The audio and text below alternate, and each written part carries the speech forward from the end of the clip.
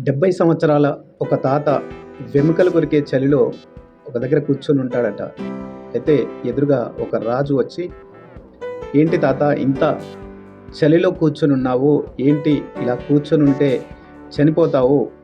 అసలే వయసు మీద పడింది" అని చెప్పడంతో తను చెప్తాడట, "నేను ఒక రైతుని. నాకు ఎండ, వాన, చలి ఇలాంటివేమీ నన్నేమి చేయలేవు. సో నేను ఏదైనా నాకు పర్వాలేదు" అని అలాగే కూర్చుంటాడట. "కాదు, నీ వయసు అయిపోయింది, నేను బ్లాంకెట్ తెచ్చి నీకు కప్పుతాను, ఇక్కడే కూర్చో" అని వెళ్ళిపోతాడట రాజు.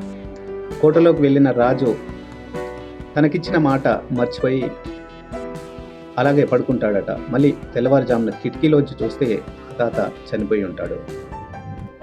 70 సంవత్సరాల నుండి ఎలాంటి చలి, ఎలాంటి భయం లేకుండా తనకున్న ఒక ఆశయం అనేది తనని బతికించింది. తన శక్తి తనని బతికించింది. 70 సంవత్సరాల నుండి తన ఆలోచన తనని బతికించింది.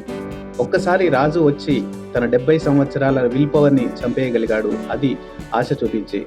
70 సంవత్సరాల నుండి ఇంత విల్ పవర్తో ఉన్న ఆ తాత ఒక్కసారి ఆ ఎక్స్పెక్టేషన్ పెట్టుకొని ఆ ఎక్స్పెక్టేషన్కే తన ఆశయాన్ని, తన విల్ పవర్ని కోల్పోయాడు.